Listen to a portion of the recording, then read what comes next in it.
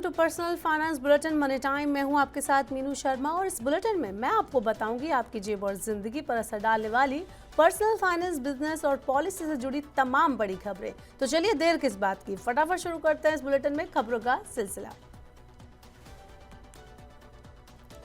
Bulletin की शुरुआत करते हैं एक बड़ी खबर के साथ। रेलवे ने यात्रियों की सुविधा के लिए एक और बड़ा कदम उठाया है। अब ट्रेन के अंदर भी यात्रियों को एटीएम की फैसिलिटी मिलेगी। जी हां, इससे यात्री सफर के दौरान पैसे निकाल सकेंगे। फिलहाल ट्रायल के लिए एक एटीएम मुंबई मम्माड पंचवटी एक्सप्रेसवे में लगाया गया है। इस ट्रेन में जो एटीएम लगा है वो बैंक ऑफ महाराष्ट्र का है, जिसे एसी कोच में लगाया गया है। ये एटीएम ट्रेन के air conditioner chair car coach में लगाया गया है। इसमें बैंक ऑफ महाराष्ट्र ने अपना एटीएम लगाया गया है।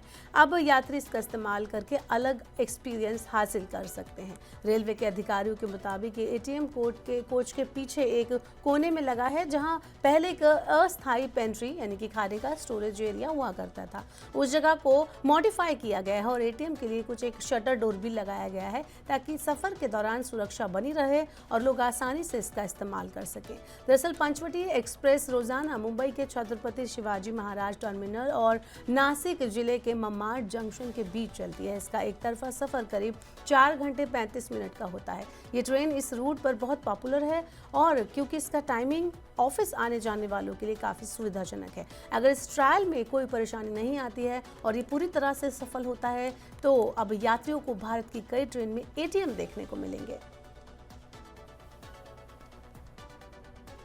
चलिए बुलेटिन में बताते हैं आपको अगली खबर। हाल ही में घरेलू गैस सिलेंडर की कीमतों में 50 रुपए की बढ़ोतरी सरकार ने करके लोगों को झटका दिया था। अब उन पर महंगाई की डबल मार पड़ने वाली है। दरअसल आज से उत्तर प्रदेश में सीएनजी और पीएनजी महंगी हो गई है। सीएनजी की कीमतों में 4 रुपए से ज़्यादा का इजाफा हुआ है। इससे वाहन चालकों को पहले से ज़्यादा जेब ढीली करनी होगी। साथ ही पीएनजी की कीमत में 1 रुपये का इजाफा किया गया है। बढ़ी हुई कीमतें 16 अप्रैल 2025 यानी बुधवार से लागू हो गई हैं। सीएनजी की बढ़ी हुई कीमतें आज से लखनऊ, आगरा, उन्नाव, अयोध्या और सुल्तानपुर जैसे शहरों में लागू कर दी गई हैं। ऐसे में सुबह सुबह ही लोगों का बजट हिल गया है। यूपी की राजधानी लखनऊ और आगरा में अब सीएनजी की कीमत 94 रुपये प्रति किलो से बढ़कर 97.75 रुपये प्रति किलो हो गई है। ग्रीन गैस लिमिटेड यानी जीजीएल ने सीएनजी की कीमतों में बढ़ोतरी की घोषणा की। लखनऊ के अलावा उन्नाव, अयोध्या और सुल्तानपुर में भी सीएनजी के दाम बढ़ाए गए हैं। यहाँ नई कीमत 95 रुपये प्रति किलो निर्धारित की गई है, जो पहले 94 रुपये प्रति किलो हुआ करती थी। इस बढ़ोतरी का असर सीएनजी से चलने वाले ऑटो, टैक्सी, स्कूल वैन और निजी वाहनों पर पड़ेगा। इंडसइंड बैंक के भाई खाते में चूक हुई है, जिससे बैंक को 2000 करोड़ रुपए का नुकसान हुआ है। जी हां, अगर आप इंडसइंड बैंक में निवेश करते हैं या निवेश करने की प्लानिंग कर रहे हैं तो आपके लिए एक झटका साबित हो सकता है, क्योंकि इंडसइंड बैंक लिमिटेड ने कहा है कि बैंक के डेरिवेटिव संकट की स्टडी करने के लिए नियुक्त बाहरी एजेंसी ने 30 जून 2024 तक 1979 करोड़ रुपए के नेगेटिव प्रभाव का अनुमान लगाया है। ये उस तारीख तक बैंक के 63,815 करोड़ रुपए की कुल संपत्ति का 3.1% होगा। बैंक ने कहा कि रिपोर्ट के आधार पर उसने दिसंबर 2024 तक अपनी कुल संपत्ति पर 2.27% के नेगेटिव प्रभाव का आकलन किया है। रेगुलेटरी खुलासे के अनुसार 31 दिसंबर तक इंडसइंड बैंक की कुल संपत्ति 65,102 करोड़ रुपए थी। 10 मार्च को बाजार बंद होने के बाद इंडसइंड बैंक ने अपने डेरिवेटिव अकाउंट बैलेंस में करीब 1,530 करोड़ रुपए की गड़बड़ियों को उजागर किया था। मैनेजिंग डायरेक्टर और मुख्य कार्यकारी अधिकारी सुमंत कटपालिया ने इस खुलासे के तुरंत बाद एनालिस्ट को बताया कि इस वजह से भारतीय रिजर्व बैंक यानी आरबीआई उन्हें 3 साल के बजाय सिर्फ 1 साल का एक्सटेंशन दे सकता है। दिल्ली सरकार ने न्यूनतम मजदूरी को लेकर बड़ा फैसला लिया है। सरकार ने न्यूनतम मजदूरी दर बढ़ा दी है। जी हां, अब एक राहत भरी खबर है। दिल्ली सरकार ने सभी श्रेणियों के श्रमिकों के लिए न्यूनतम मजदूरी दरों में बढ़ोतरी का ऐलान किया है। ये नई दरें 1 अप्रैल 2025 से लागू हो गई हैं।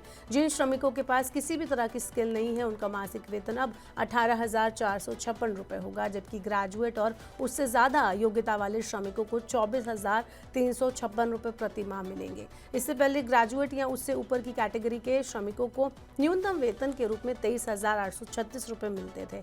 ये न्यूनतम मजदूरी दर है। सरकार का कहना है कि ये वृद्धि महंगाई को ध्यान में रखते हुए की गई है, जिससे श्रमिकों को आर्थिक राहत मिलेगी। चलिए अब जरा एक नजर डालते हैं सोने और चांदी के दाम पर। ग्लोबल मार्केट में हलचल और डॉलर में कमजोरी के बीच अगर किसी को फायदा हो रहा है तो वो है गोल्ड। अंतर्राष्ट्रीय बाजार के साथ साथ घरेलू वायदा बाजार में सोना रिकॉर्ड पर पहुंच गया है। सोने में लगातार तेजी का दौर जारी है। आज बुधवार को सोने ने फिर नया रिकॉर्ड छुआ। MCX पर गोल्ड की कीमतें 1800 रुपए से ज्यादा की तेजी लेकर 95,300 के पार जा चुकी है। वहीं चांदी की बात करें तो चांदी का भाव 99,700 रुपए पर है। अंतर्राष्ट्रीय बाजार में कॉमेक्स पर सोना $3,310 के ऊपर पहुंचा। US में सोने का स्पॉट भाव $3,280 के पार है। बीते एक हफ्ते में सोने के 7% से ज्यादा दाम बढ़ गए हैं। अमेरिका ने चीनी सामानों पर 145% और चीन ने अमेरिकी वस्तुओं पर 125% टैक्स लगाया। वहीं ट्रंप के टैरिफ पर U-टर्न और फ्यूचर टैक्स की धमकी ने अस्थिरता बढ़ा दी। साथ ही कमजोर होता डॉलर और फेड के रेट कट की उम्मीदों ने गोल्ड को सपोर्ट किया। वहीं विशेषज्ञों का इस पर कहना है कि अगर अमेरिकी नीतियों में स्थिरता नहीं आती है और वैश्विक अनिश्चितता बनी रहती है तो सोने की कीमतें और भी ज्यादा ऊपर जा सकती हैं। कुछ विश्लेषक इसे 98,000 से 1 लाख के लक्ष्य की भी बात कर रहे हैं। चलिए अब सोने चांदी के भाव के बाद आपको बताते हैं शेयर बाजार का हाल। घरेलू शेयर बाजार में बुधवार को उतार चढ़ाव के बाद हरे निशान पर क्लोजिंग हुई। प्रमुख बेंचमार्क सूचकांक सेंसेक्स और निफ्टी शुरुआती झटकों से उबरते हुए आखिर में हरे निशान पर बंद होने में सफल रहे। हफ्ते के दूसरे कारोबारी दिन यानी आज सेंसेक्स 309.40 यानी कि 0.40% चढ़कर 77,044.29 के स्तर पर बंद हुआ। दूसरी ओर निफ्टी की बात करें तो निफ्टी 108.65 अंक यानी 0.47% उछलकर 23,437.20 पर पहुंच गया। इससे पहले शुरुआती कारोबार के दौर में सेंसेक्स और निफ्टी लाल निशान पर कारोबार करते हुए दिखे। शुरुआती कारोबार में सेंसेक्स 165.3 अंक गिरकर 76,569.59 अंक पर खुला, जबकि निफ्टी 51.55 अंक गिरकर 23,277 अंक पर आ गया था। हालांकि ये गिरावट ज्यादा देर नहीं टिकी और जल्द ही सूचकांक हरे निशान पर लौट आए। दिन भर के कारोबार के दौरान कई बार बेंचमार्क सूचकांक हरे और लाल निशान के बीच झूलते हुए भी नजर आए। चलिए बताते हैं आपको टेक सेक्टर में क्या कुछ खास है। सैमसंग को लंबे टाइम से टक्कर दे रहे एप्पल ने आखिरकार बाजी मार ली है। काउंटर पॉइंट रिसर्च की रिपोर्ट के मुताबिक एप्पल ने सैमसंग को पीछे छोड़ते हुए 2025 की पहली तिमाही में दुनिया का नंबर 1 स्मार्टफोन ब्रांड बन गया है। इस तिमाही में स्मार्टफोन बाजार में पिछले साल की तुलना में 3% की बढ़त देखने को मिली। ये ग्रोथ ज्यादातर उभरते हुए बाजारों जैसे कि चीन, लैटिन अमेरिका और मिडिल ईस्ट से आई है, जबकि अमेरिका और यूरोप जैसे विकसित देशों में बिक्री थोड़ी धीमी रही। साल की शुरुआत में जब एप्पल आईफोन 16e की अगर बात करें और सैमसंग S25 सीरीज ने नए फोन लॉन्च किए थे, तब तक बिक्री अच्छी थी, लेकिन फिर इकोनॉमी को लेकर चिंता के बीच बाजार में थोड़ी सुस्ती आ गई। इसके बावजूद एप्पल ने टॉप पर पहुंचने में कामयाबी हासिल की और वो भी उन मार्केट में जहां पहले एप्पल के फोन ज्यादा नहीं बिकते थे। आईफोन का मार्केट शेयर 19% रहा। सैमसंग इस बार दूसरे नंबर पर रहा, जिसके पास बाजार का 18% हिस्सा है। उसका S25 फोन देर से लॉन्च हुआ था, इस वजह से शुरुआत में बिक्री थोड़ी धीमी रही, लेकिन मार्च में जब उन्होंने कुछ नए और पॉपुलर मॉडल निकाले तो सेल्स में तेजी आई। खासतौर पर S25 का अल्ट्रा वर्जन काफी ज्यादा चला।